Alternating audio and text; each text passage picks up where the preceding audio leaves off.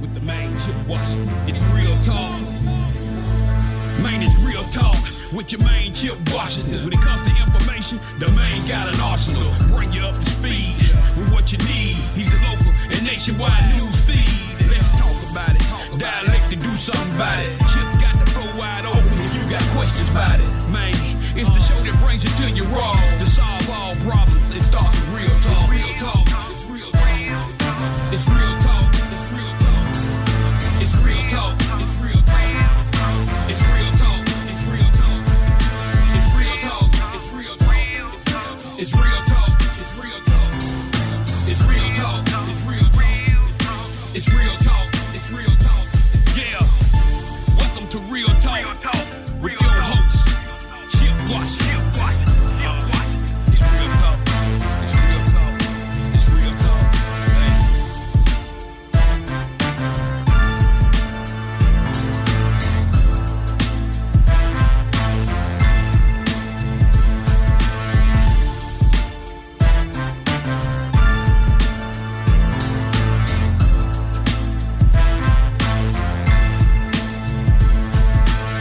And here we go on this Monday, February 7th. Yes, it is the first Monday in February. Of course, we were just blowing through this year. And speaking of blowing through, we'll talk a little bit about the ice storm of 2022 in just a few minutes. But welcome in. Real Talk Memphis is on the air. I am your humble host, Chip Washington. Very glad to be here. Very glad to be anywhere. And I hope that you are going to join us for this hour of jam-packed information and conversation. Always nice to know you're out there. I know many of you are can give us plenty of stories about the ice storm that hit us on Thursday. We'll talk a little bit more about that in just a little while. But the business at hand, of course, is the show and how you can get us on your whatever device it is you choose to get us on. Many ways to do that, of course, ladies and gentlemen, and I will walk you through them. Of course, we're on live right now, 91.7 WYXR on the FM side. We are also on the station website, WYXR.org. You can get us on the app as well. We can also be heard live on the TuneIn app right now, TUNEIN, and then put the station in the search and you can catch us. We are also on Facebook Live, and after the show, post-show will be on YouTube, so you can check it out as well. And as we are a podcast, you can always catch us wherever it is you get your podcasts when they post it tomorrow afternoon. Well, we have a pretty good show for you tonight in spite of. We were, at one point, nobody knew who was up and who was down in terms of the power thing, but happy to say we're here and all is well with the crew, and that's always a good thing. We have, like I said, a pretty good show tonight. Randall Phillips will be my first guest in a few minutes. He is a robotics instructor, knows a lot about cold crew and things like that, and he's going to explain to us, he does a lot of teaching with the young kids, young folks out there in terms of coding and the robotics. And, I want to find out, I guess this seems to be the future, the wave of the future. So he'll talk to us about that. But first, up in just a few minutes, we will have the executive director of the Stax American Museum of Music History. He is Jeff Kollath, and he is going to talk to us about a very, very big honor, the Stax Music Museum received by way of being on a very important tour through the United States. We'll talk about that. And in the second half hour, we will talk to Mark Fleischer. He is the publisher of an interesting publication called Storyboard Memphis. And they talk about a lot of the things that, you may see in this town, but may not necessarily know about. They're sort of dedicated to telling those stories. So a lot to get to tonight, but as always, we want to celebrate you on this first Monday in February. And, of course, we can't do that until I say, hit it, Lola. Happy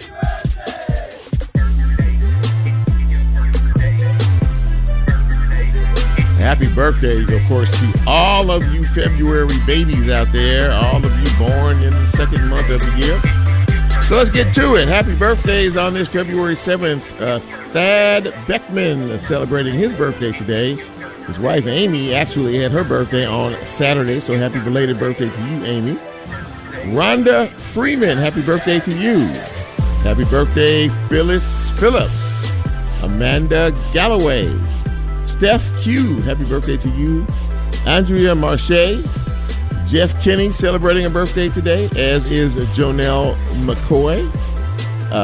Calvin Jerry Smith, otherwise known as the man that plays the horns in the group Trio Plus. It's his birthday today. Good guy, really good guy. Happy birthday to Trina Ernest, to Mark C. Lee. Happy birthday to Tawanda Williams and Sherelle Foster. Happy birthday to each and every one of you. Congratulations for making another trip around the sun. And I hope to be here next year so we can celebrate you all over again. Thank you, Lola. Okay, so now we need to get to the business at hand. Ice Storm 2022, and we were all told about it. And I don't know if we all thought it was going to be as bad as it was, because it was pretty tough. Over 140,000 people without power on that day. I wasn't here in 1994. I wasn't living here, but I heard about it, and it was it was really something. And I think for a lot of folks, this brought back some very bad memories of what was going on. I did check right before the show with MLGW in terms of their outage map, and they still have about 60,000 people without power several days after this storm has left us. They are talking about perhaps right now they're looking at Thursday by midnight, hoping to have about 95% of most everybody turned back on. I know that's not news people want to hear, but it is happening, and so we have to deal with it. I lost power at my house for about 14 hours. It was very unpleasant, of course, and I know many people have stories to tell and to share about that as well. So, yeah, not good, man. It was a tough time, and it was very, very cold, too, and I thought about so many people out there who the least of us, who didn't have. And, there were some folks out here who did not lose power, so good for you. But for a lot of other folks, I mean, it meant some very tough conditions. I was late to the party and trying to get a hotel room on Thursday. Everything was sold out, everything. And, of course, that gave those guys a chance to, raise those prices, too. But all worked out. Went to the son's house, and he did not lose power, so we were in good shape on that. So that was pretty good. But a lot of folks, were out for several days, and I'm praying that sooner rather than later is the key to all of this, and getting that power back on. MLG is working hard. I used to work at MLGW, so I know, and a lot of people are talking about the infrastructure. Yes, it's bad. It's really bad. And whenever you see situations like this, which are rare, it all comes to light. So, we'll deal with it one day at a time. And I know the guys are out there working hard, and, they're doing their very best. And that's all we can hope for. Let's talk about the Omicron variant. Yes, the numbers are going down. They are going down. There are no, mandates in effect. As a matter of fact, I saw earlier today that many states across this country are removing mandates. Again, this has become a situation where it is you and your choice and your decision about what you want to do and how you want to protect yourself. I still wear a mask, but if you don't want to, you don't have to. Nobody's going to arrest you if you don't. But understand that, the COVID variant is still here. There's still over 2,000 people a day dying from this virus, COVID. And over 900,000 people since March of 2020 have died from COVID or some form of COVID in the last 2 years. 900,000 people. And we're still seeing about 2,000 people now with this latest variant, Omicron, dying per day. But the numbers and all the metrics are coming down, so we want to pray that folks are doing the right thing. Get your boosters, get your vaccination. If you haven't gotten those, get your boosters. If you haven't gotten those, you can still get test kits from the United States government. Just go online and order, and they will send them to your house. I can tell things are getting better because I was at Walgreens over the weekend picking up a prescription, and I happened to look behind the counter then, and I saw some of those tests that they have there for sale. So, yeah, that tells me that things are getting a little bit better.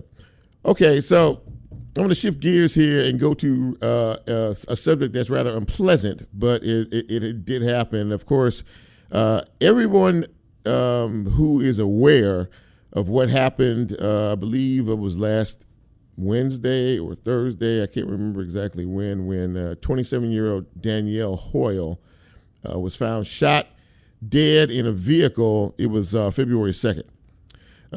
She had just given birth 2 days earlier to a newborn baby named Kennedy. When officers found her, she was in a vehicle in Whitehaven.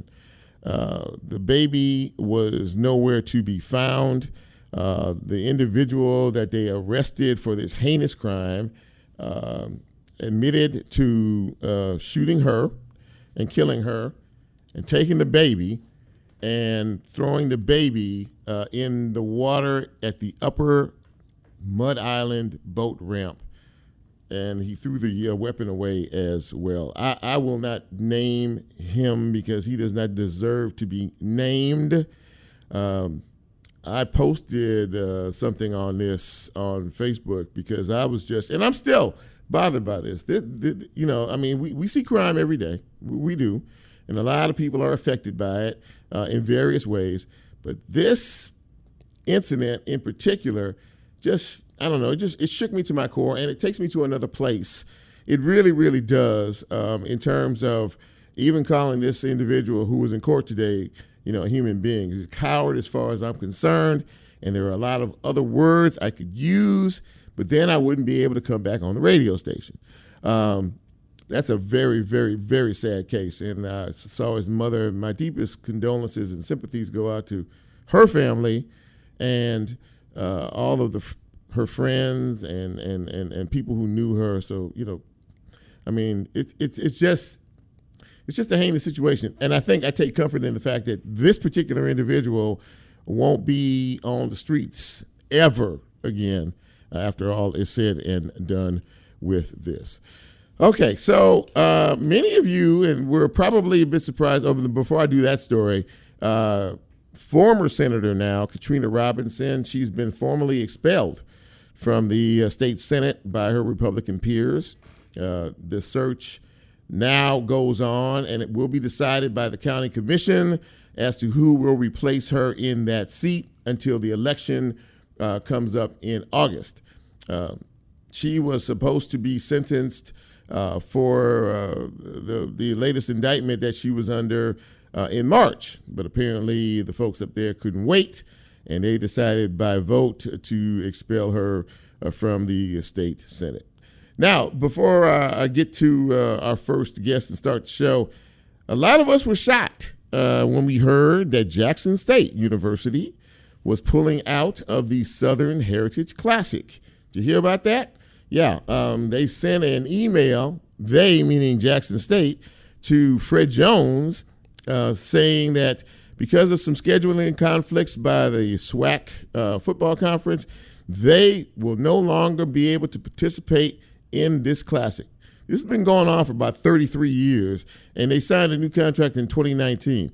Needless to say, event organizer and founder Fred Jones has talked to his lawyers, and they plan to respond to Jackson State for what is clearly a breach of contract. No one seems to really know exactly what happened here or why it happened, but now Fred is going to have to try to find another team to go against Tennessee State University. It's sometimes I just have to just shake my head because I just don't understand these things. But yeah, this has caused a lot of problems, and I know so many people enjoy coming here, who are affiliated with Jackson State and Tennessee State. Oh, and by the way, speaking of Tennessee State, President Glenda Glover found out about the fact that Jackson State was out of it by watching the news and seeing social media. She didn't even get notified by the school. So, classy, very classy. All right, that's enough for news and notes on this Monday evening. We're going to take our first break, and when we come back, we are going to talk to the man that runs Stax, and he is going to talk to us about a very big honor the record label and the museum received. This is Real Talk Memphis. I am Chip. You know who you are. We'll be right back.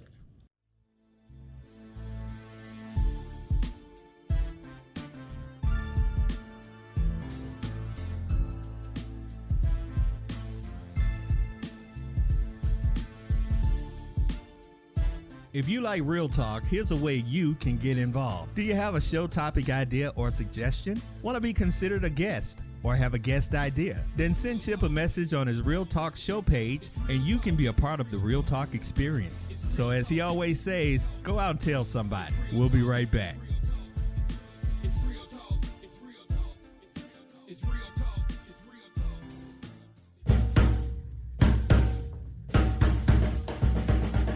Support for WYXR comes from the Germantown Performing Arts Center presenting the Love Light Orchestra album release concert live in the Duncan Williams Performance Hall Friday, February 18th at 7:30 p.m. Ticket information at gpacweb.com. You see why I miss you? Your love is outside. Yes, I wanna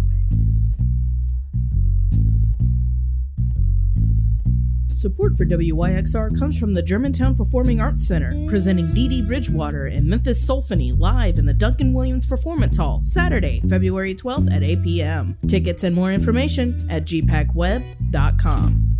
You ain't nothing but a hound dog.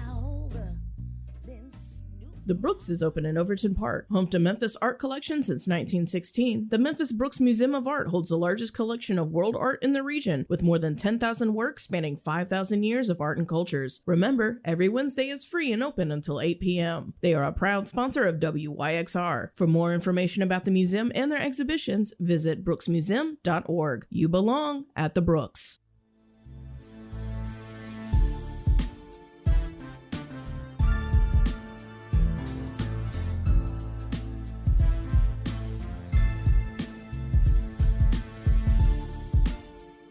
Get Real Talk on the TuneIn mobile app under WYXR, and he's now streaming live on Facebook. And you can also catch a rebroadcast on YouTube. Just put WYXR in the search box and hit subscribe. Now back to more Real Talk with Chip Washington.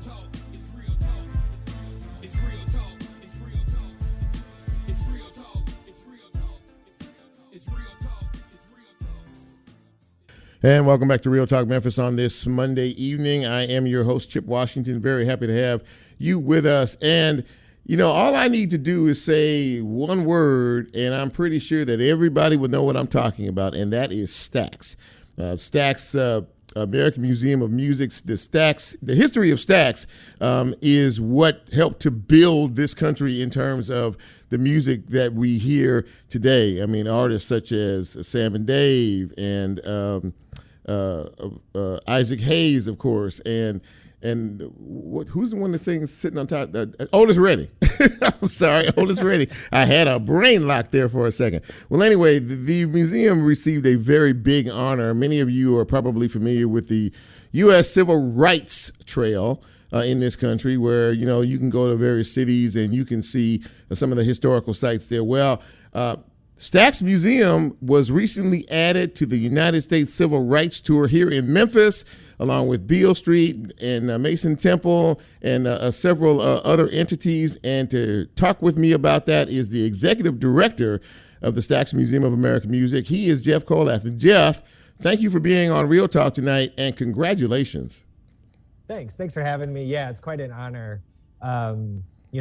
Tennessee Tourism Commissioner Mark Ezell came to visit last year. The pandemic time just sort of has fallen apart, but he came to visit. Right. And really suggested it's something that we should apply for, that he would recommend us for, and we were lucky enough to be selected. And it's an honor to be here with the other great five other spots here in Memphis and 100 other locations across 15 states. So basically, what does this mean to be a part of this tour? So people can come here. Is there's a special designation? I'm pretty sure there is. Kind of run that down for us in terms of how this is all being set up. Sure. So the United States Civil Rights Trails actually operated, or kind of its home base is the Alabama Department of Tourism, and obviously with the history in Montgomery, Birmingham, and Selma, it was something that they had really developed and pushed for in their state, and it expanded. And so really, it's to drive tourism to these sites, to drive learning and education to these sites. And it starts all as far west as Topeka, Kansas, which is where the landmark Brown versus Board of Education case was in 1954, separate but not equal, of course, all the way down to the state of Florida and then all the southern states in between.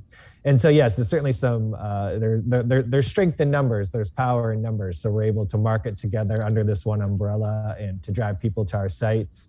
Obviously, we were getting folks to come to Stax who were coming to visit the other 5 Memphis sites before we received this designation. And now it will work the other way too. And hopefully we can drive some visitation to some of our other friends, especially down at the Lorraine Motel and the Civil Rights Museum too. It really is amazing just to think about, really, just as you were talking, just thinking about some of the very historic sites here in Memphis, Tennessee.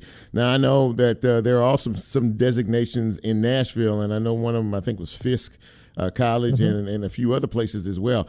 But back to what goes on here, when you think about, when you think about music, of course, you think about Stax, but you also think about Beale Street. It seems like it's just a very natural connection, doesn't it? Mark, I mean, Jeff, I just feel like it just one has to go hand in hand with the other. Wouldn't you say so?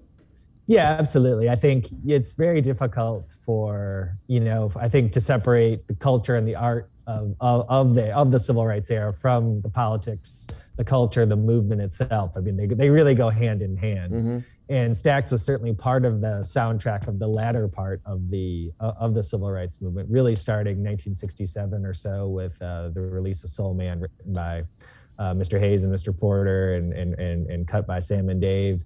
And then obviously after the assassination of Dr. King here in Memphis, just about 2 miles from where I'm sitting right now, really just brought the civil rights movement and the struggle for freedom and the struggle, for equality to the front door, literally to the front door at Stax Records in 1968. And the company changed along with the times, the rise of Al Bell, another great, radio personality from back of the day, great man, still doing work at 81 years old. Wow. And, but he really was the driving force behind so much of that. And really at the core of that was this idea of we're going to take care of the people who take care of us. And for them, it was the record buying public. And he really pushed Stax to invest in local communities and to Black communities, starting here in Memphis, and then it spread really all over the world. Man, this is really good stuff. We're speaking with Jeff Kollath. If you're just joining us, he is the executive director of the Stax Museum of American Music. Now, Jeff, there is another generation that you all are spawning, and I'm really excited about just the learning opportunity for these young people. So, talk to us a little bit about the Stax Academy, if you will. Sure. So, really we serve youth and educate the youth in really 3 different ways here. We do it every day through the Soulsville Charter School, which is our world-class college preparatory, middle and high school. Absolutely. 660 students, thereabouts, 100% graduation rate. Excellent. They're doing incredible things.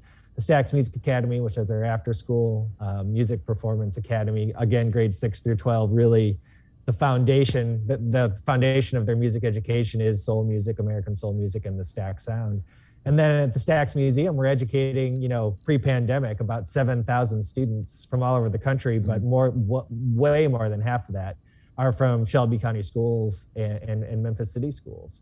And so we do informal education, we have formal education. We're really taking this story to a new generation. And, this music, we talk about this all the time, even when the museum is having its 20th anniversary in next May. Okay. And so when the museum opened, that was a generation ago. So we were 2 generations beyond Stax when we opened. Now we're going to be almost 3 generations beyond Stax when the museum hits its 20th anniversary. So this music is not a distant memory to these young people at all. It's a distant memory to their grandparents in some ways. So it's really, it's one of the biggest challenges we have, but it's also a welcome challenge because I think it's just finding new ways to share this music with a new generation. And there's always an entry point. And I think that's one of our most exciting challenges here is to try to find that and to keep everybody excited about it.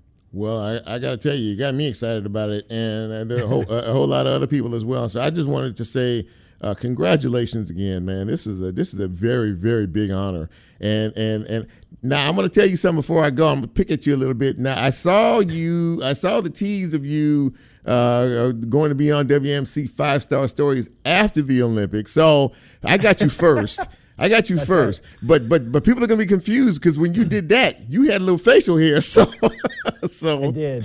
That was a while back. I'm in danger of being overexposed, Chip. I'm man, on TV for that, and I'm on here now. So that's all right. It's we've got a lot going on. You know, I think like for all of our cultural institutions, the pandemic has been difficult, but we're really hoping to come back strong and. 2022, great programming. Check out our website, staxmuseum.com. You can see everything that we're up to. Absolutely. And man, listen, thank you so much for taking a few minutes to come on the show tonight and share the big news with us. I really appreciate it, and I hope you come back. Yeah, absolutely. Anytime. Thanks for having me, Chip. All right, take care.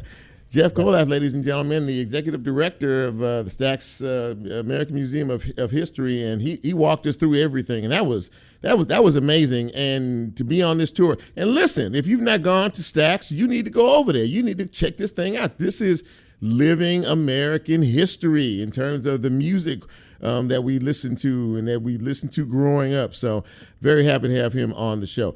We're going to take our next break, and before I do, I see a lot of folks on my feed tonight, man. I see Pam Crittenden-Johnson, Edward Stanton, Marshawn Chrysler is watching from Jackson, Mississippi. My brother Michael Washington is in Los Angeles, California. Man, he said he's proud of me. I'm proud of you too, man. Don Sugar Ray is watching, Wanda Alberson, Bill Anderson, and a whole lot of other folks out here checking things out. Carlos Rogers, the man that chops me up, and of course my next guest who will be with us on the other side of the break. This is Real Talk Memphis. I'm Chip. We'll be right back.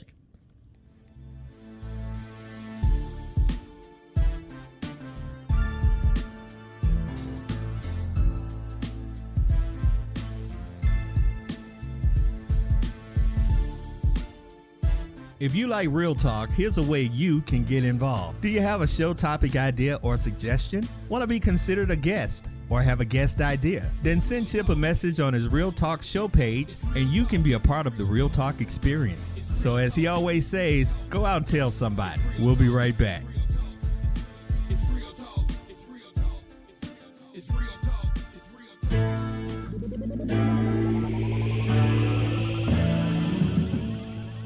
WYXR 91.7 FM explores the rare and influential music that fans may have missed with WYXR Stereo Sessions, presented by NextAir and Menfo, a monthly series of hi-fi album listening parties. Join us Wednesday, February 16th at 6 p.m. for a celebration of Memphis progressive rock band Companion and their mid-70s LP, Reap the Lost Dreamers, with special guests Pat Sansone of Wilco and Companion keyboardist Mike Russell. This series is brought to you by a grant from Humanities Tennessee and is sponsored by Tamburino, Memphis Listening Lab, Via Productions, and Garner Records. Limited seating is available, so RSVP for the free public event at WYXR.org.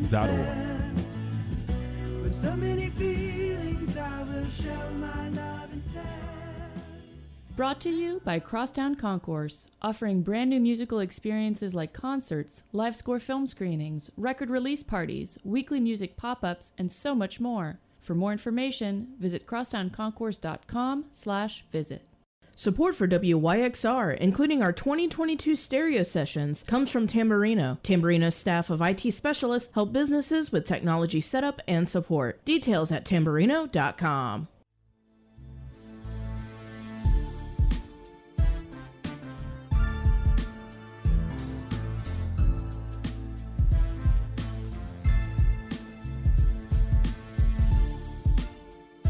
Get Real Talk on the TuneIn mobile app under WYXR, and he's now streaming live on Facebook. And you can also catch a rebroadcast on YouTube. Just put WYXR in the search box and hit subscribe. Now back to more Real Talk with Chip Washington.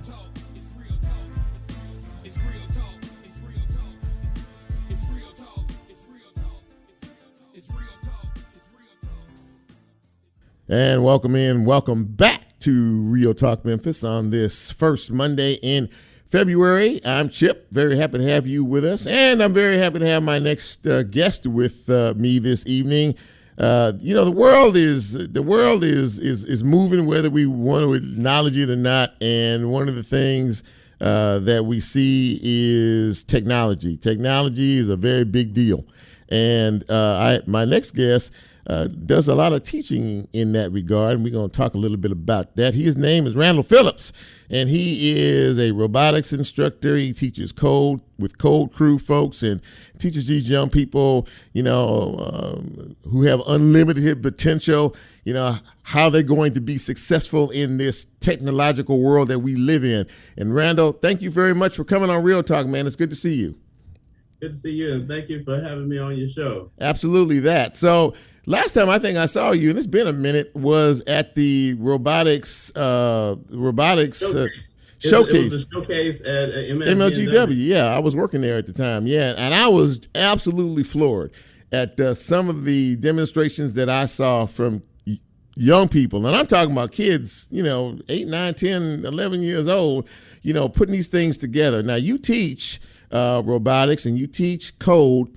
First of all, how big an interest, or is there a big interest, should I say, from the young people in these particular fields? Yes, there is a big interest, and one of the things that I, have to tell the children to embrace is that, this is not going away. I jumped in electronics back in the 7th grade. Wow. Okay. So that was like 78 when I was in the 7th grade. Yeah. Okay. And I've been in electronics and graduated as an engineer, after high school, and I've been in it, off and on since, like in computing, get into networking, and then getting into robotics, which is part of what I was learning as an engineer. And I'm thankful to get back into robotics. Yeah, it seems like that is clearly the wave of the future, and of course, this generation that's coming up now, has a lot more advantages coming up, than I know I had, maybe we had coming up, but it just seems so, we are in this world now. This is a technologically based world, and with computers and programming and things like that. Talk a little bit about Code Crew and your work with them and what that's all about. Okay, I've been with Code Crew a little over a year, and I worked with them first, during the pandemic when we were basically doing what we call virtual or remote teaching, and we were using online tools to teach them coding and walk them through things. And we had to use Zoom to, we set up like private rooms, like they would get confused. We'd bring some over and walk them through the different things that they would have to do in coding, teaching them the different skills on how to order the code, how to make the code repeat itself, how to make decisions, how to look at different things, and help make decisions, because even you can write an app to calculate your mortgage, and you can write the code for it because the formulas are already there. You just got to take the formulas and plug them in, and you can write an app. I know that everybody else has done it already, but we can show them how it's done just by breaking down something like that. Sure. I mean, I'm fascinated by it because, and I'm not real good. My aptitude isn't in that area, but it just seems as if it's just an exciting way for young people to really use their brains and just figure things out. And that seems like what this is all about in this whole world of technology, robotics, code, the whole 9 yards, and all of the other areas that go into this. It really is about learning how to figure things out. Am I correct in that? Yes, you're correct. If you see where, my main job is working for a company named First, and that's where robotics ties in that coding and ties in that extraordinary thinking that you have to do. And with First, we have 5 different programs. We're covering pre-K through 12th grade, and they have a time limit on building the robot, coding the robot, and having the robot perform the tasks that are going to competition. And I started out as a volunteer. I've been volunteering for over 14 years. I started working with them 4 years ago as what we call a senior mentor. That doesn't mean I'm the head mentor over all the mentors. That has a different qualification. What it is I have a territory to cover to help expand the program and introduce the program, bring the program to fruition, find volunteers, find coaches, find places to put this program. And then I also get to volunteer. I also volunteer as a coach. I actually have my own 2 teams in what we call First Lego League. And it's been exciting working with the children direct with my own team, working with the children and code crew, teaching them coding, because we're using some, in the old world, all just words. It started out with just numbers. Now it went to words. Now we're into block coding, where you see this block does certain things, and you still have to learn the word type coding, because that's where you advance yourself and go and move on in the world, because everything else is under that, and it gets broken down into all this graphical things that interfaces with us every day. Because the moment you pick up your cell phone, there's several programs running there that's been coded by somebody. Did you say that you started you working with kids as young as kindergartners, up to like 5th grade? Did I hear you correctly when you said that? Yes, we have programs that start at pre-K, go through 12th grade. Man, that is. I mean, I just can't even imagine. Of course, I know a few 3rd graders who are smarter than I am. So right now, but it just amazes me that they can and they pick it up relatively. I mean, with what speed do they? And I know it depends on the age and the grade, but I mean, do they pick it up relatively quickly? They do, and you got to remember, children don't know anything such as fear just yet. I think sometimes we teach them too much fear. We know that we're supposed to help keep them safe. Like, for instance, you don't want them to touch the oven because the oven's been on, and teach them, hey, that's hot, don't touch it, but they got to touch it anyway, right? To learn that, hey, it's hot, I'll get burned. But when you switch it over to something that the children can adapt to, and that's where Lego education helps kick in with First, and how these STEM, STEAM, and STREAM tools to help them, guide them. Okay, put these things together, do this, and it will run. And then some of them you have to mix with code and tell the code to send to the device that you're coding, and have that device do those things. I know this is radio and video. I have a couple of robots sitting beside me. If you want to see a couple of them.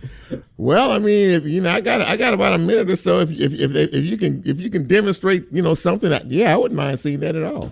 I don't think I can demonstrate it running, but I can show. Here's one. Yeah. This is like a 3rd generation robot that Lego Education put out. Wow. It has 4 motors and 4 sensors on it. And young people built that, did they? Yes. That's impressive, built man. This. And let me show me the other one. Yeah. Show me the other one. Yeah. This is the 4th generation robot. Oh my God. Okay. How old were the kids that put that one together? They're between 5th grade and 8th grade. That is awesome. That's absolutely awesome, man. I tell you, I feel, I like to think that I know one or two things, but I feel absolutely kind of, useless right now because I'm just don't feel useless. Because the argument is like, the kiosks that are going up in restaurants, people are feeling like that's taking people's job. Yeah. But here's the reality to that.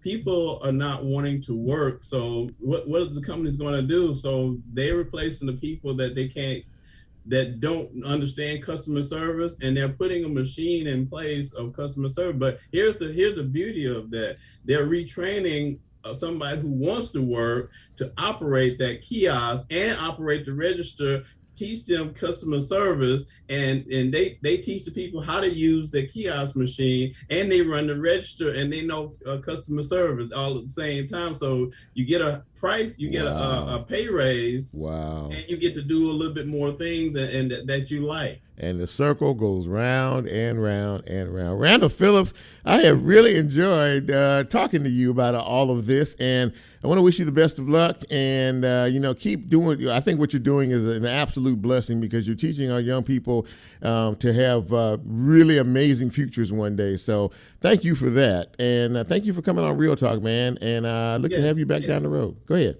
Yeah. Thank you for that. And I know this is one of my goals to do something for Black History Month, and you just helped me, set one of my goals, and also wanted to end with this thought that, one of the things we say in robotics, this is the only sport that everybody can go pro. Man, look, that's a drop the mic moment. Even my producer looked at me and was like, yes, sir. Absolutely that. Randall, thank you so much for coming on the show, man. I really appreciate you. Take care, okay? Thank you very much. All right, take care. Man, that was great. I really love that. Everybody, this is the only field that everybody can be a pro. Doggone it. There you go. That's it. We are moving along here on this first Monday in February. I am Chip Washington, your humble host. This is Real Talk Memphis. We're going to take our final break. And when we come back, we're going to talk to a young man who has a story to tell. That's all I'll tell you for my tease. This is Real Talk Memphis. We'll be right back.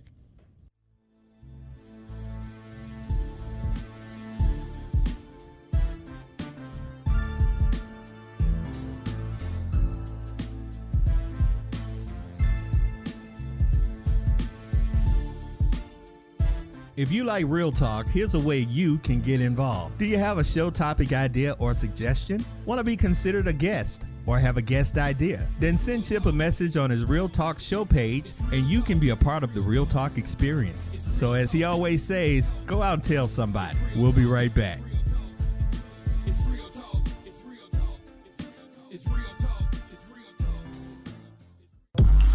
Renowned dance artist Lil Buck stars in Memphis Jookin' the Show, an ode to his hometown in Memphis, Tennessee, and the street dance culture of the Bluff City, which has drawn intrigue and emulation throughout the world of music, film, and stage performance. Memphis Jookin' the Show will premiere at the Orpheum Theater in Memphis on February 11th and 12th of 2022. Tickets and more information are available at orpheum-memphis.com.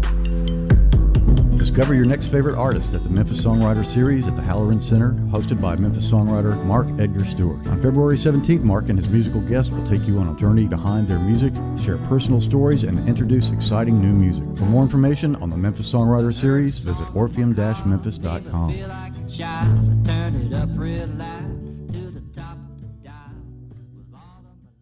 The University of Memphis is proud to be a founding partner of WYXR. They have recently been named an R1 institution by the Carnegie Classification of Institutions of Higher Education, putting the U of M in the top tier of research universities nationally. This milestone solidifies the university as one of the 2 flagship public institutions in Tennessee. More information at memphis.edu.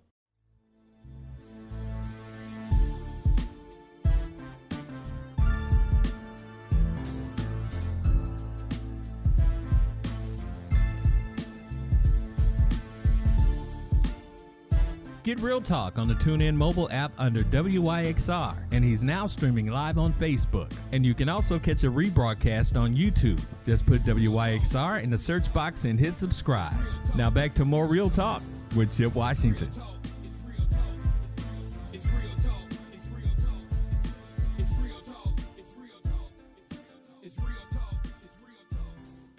And welcome back to the big broadcast on this Monday. It's called Real Talk Memphis. Very happy to have you with us. And I was talking with one of my producers during the break, DJ Lola, and she says, I love tinkering. She said, I like, build stuff and tear. I mean, it's a big thing. She says, I still love doing it today. So yeah, I mean, if you can do that, you need to step into that. And if you're interested in that world of coding and technology, you ought to look into that as well. What we're going to look into right now is what I would like to call the story of Memphis. Now, there is a wonderful publication out there who is doing some good things, and we're going to find out a little bit more about it right now. I have the publisher of Storyboard Memphis with me. His name is Mark Fleischer. And Mark, thanks for coming on Real Talk. I really appreciate it. Great. Thanks, Chip. Thanks for having me on tonight. Yeah, absolutely that. So, Storyboard Memphis, you kind of tell the stories of some of the things that we see and some of the things that we know, but may not know a lot about. I hope I summarized that right, and you kind of dig in a little bit to give us the story behind the story. But I don't want to put words in your mouth. Tell us a little bit about the philosophy of Storyboard Memphis. Well, we're a multimedia publication, so we're online. We have a podcast. We also our calling card is our magazine, right? Which we just relaunched in a quarterly. And this started out as a small online publication with freelance collaborators, and we started out by telling specifically, obviously, Memphis stories, sure. and that focused on kind of unknown or untold bits of history, Memphis history. Mm-hmm. But since then, we've really expanded into the community. We do a lot of stories that focus on the arts, local history, of course, community culture. But yeah, we do really try to get in behind the scenes. In other words, we really try to get into, we talk to individuals and talk about, why did you get into XYZ? Why did you start this development? Mm-hmm. Why were you interested in that development? Mm-hmm. Why were you interested in this particular art form? We really try to get behind the scenes and talk to the individuals involved with our stories. When you do that, and I'm going to ask you maybe to give you a couple of stories in particular that you found, really, really interesting. A lot of folks have stories to tell. Memphis is a historical city on many, many levels. And as you continue to cultivate the story behind the story, do you find that to be the case? And I mean, even with some of the things that you hear and maybe learn, are you fascinated by some of the stories that you hear? Oh, I am endlessly fascinated. For example, we started this multi-year project, and we're very fortunate to have the support of the A. Schwab store on Beale Street, right? And fortunate enough to dig into their archives, and already we've made these discoveries from the archives downstairs in the basement that really tell a bigger story of Beale Street, the businesses that are no longer there, mm-hmm. And everything that went on Beale Street through the lens of A. Schwab. So that's a good example. Is that we think we know about A. Schwab, and sure. we think we know it as a historical store on Beale Street, but there's so much more to the story. It's incredible. Yeah, I mean, I was just sitting here thinking about it, and you talked about Beale Street, which is, I probably every business or older business has a definite story to tell. And a little bit earlier, we were talking about the Stax, Museum of American History over there, music history, and of course, there are just so many nuggets of information that a lot of us don't know. I'm not from Memphis, but since I've been here, there's so many things to learn. And what are you hoping to accomplish? What is your end game in terms of Storyboard Memphis? And by the way, I like that particular title. But but tell me about that. Thank you. Yeah, I'm very fond of the title myself. Yeah. Yeah. Mm-hmm. What we hope to accomplish really is to continue to instill a sense of hope, of healing in a way, to help continue to foster change.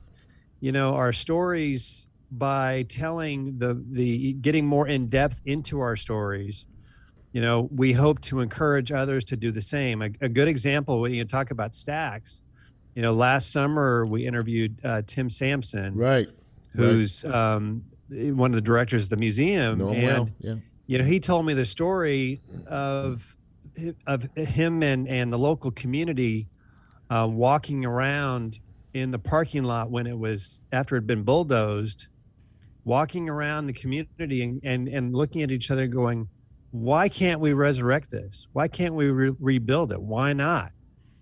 And to me, that's a big part of the story of Memphis right now is why not? Right. Why not here? Why not Memphis? And when you look at those efforts, and they're all human efforts, right? Sure. When you look at those individual efforts, I hope it continues to inspire others to do the same.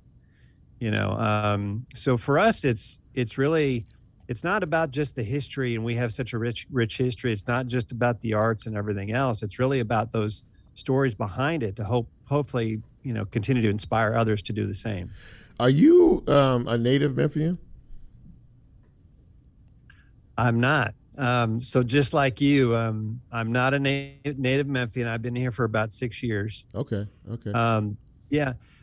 I feel like I definitely have the perspective of a visitor who comes here and looks at native Memphians and says, do you all know what you have here? Do you know how rich this place is?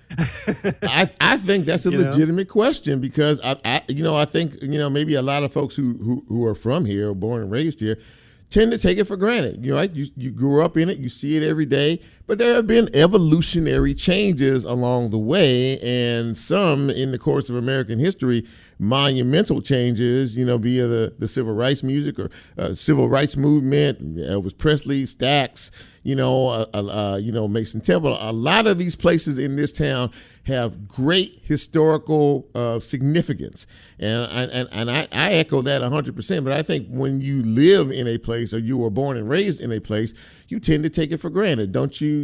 Would you agree with that? Oh yeah, I mean, I grew up in Southern California, and people ask me, do you miss it? And I'll say, no, I don't actually. And they'll say, don't you miss the sunshine and whatnot? And I might miss that sometimes, but yeah, you're right. You're growing up in a place, you definitely have a different perspective, and I think it's helpful also for Memphians to be reminded of the incredible, authentic richness of the assets we have in Memphis. Mm-hmm. We tend to forget about, we take for granted that Stax is there now. Yeah. We might take for granted there's other areas of town that, that Memphis maybe haven't visited in years. And so, yeah, for sure. You definitely have a different perspective that's coming in from, as an outsider. Yeah. I think for me, and I forgot to mention one in particular, it's Sun Studios. And when you think of, the people that we know from the music perspective, and I'm saying that because this is a music station that we work at, where we do a little talk here. But when I think about, I've seen movies with, like Elvis and Jerry Lee Jones and Perkins and Johnny Cash. These are real people, and these are icons in their particular, field of endeavor. And that's what really, just to think about when you pass these places and when you walk inside, just think about who has been there in the past. And that to me is almost awe-inspiring to me. It is. One of the things that we continue to explore, and we kind of retell some of these stories sometimes, or hopefully get more in depth into them, is the remarkable innovations that are here. Yeah. All the way from retail, the Piggly Wiggly, Clarence Saunders, all the way up to FedEx, but also, of course, our cultural innovations. Yeah. It's the richness is there's no depths to it. It just keeps going and going. Yeah. You know what I mean? Yeah. It's endless. So listen, before I let you go, how do we access Storyboard Memphis if people want to dig into it a little bit more? Yeah, we go to storyboardmemphis.org. Mm-hmm. So just like it sounds, storyboardmemphis.org, all in one word. Mm-hmm. You can see the projects we're working on right now. You can see where to pick up our quarterly magazine. You can also check out where our podcasts are. And also you can check out our still in development TV show. Oh, okay. Okay. Well, that sounds like something that's going to be worth bringing you back on to talk about once that thing gets moving. Look forward to that. I would love to. Absolutely. That. Mark Fleischer, publisher, Storyboard Memphis. Thank you so much for taking a few minutes to come on the show tonight. I learned a lot, and I really appreciate you, man. And I look forward to hopefully getting you back on down the road. Thanks, Chip. Thanks for having me. Take care. Thank you so much. Yes, sir. Well, ladies and gentlemen, that puts the wraps on another really, really, really good show. And before I leave, just a couple of notes in reference to this ice storm that we had. And I completely and totally understand the frustration level that a lot of us felt who did lose power, and even those thousands of people who are still without power, even tonight. I'm praying for that to change relatively quickly. But let us think about those who are less fortunate than us, those who don't have a roof over their heads, those, I think about, on these bitterly cold nights, the homeless population that we have in this town. I think about, the elderly, and when the power went out, I was thinking about, any nursing homes that went out and things like that. But we just need to sort of look, I know a lot of us like to look inward, but I think we need to think outward. We need to think about things that affect others besides ourselves, because those are the stories, that we, and those are the people and the situations and the circumstances that we really need to care about. So as Lola plays this out, I'm very, very happy to once again have this opportunity to be on this fine radio station with this fine piece of radio broadcasting called Real Talk. Thank you to my guests, Randall Phillips, Jeff Kollath, and Mark Fleischer for joining me this evening. It truly is a privilege and an honor. And like I always say, let's try to take care of each other. We see enough bad news on a daily basis, but let's try to encourage each other, support each other, lift up, not push down. There's enough of that goes on. All right. We are better than that as people. And, my God tells me that I'm supposed to love, we're supposed to love one another. So, in that spirit, I love you, in his spirit, and I hope you do return that to me as well.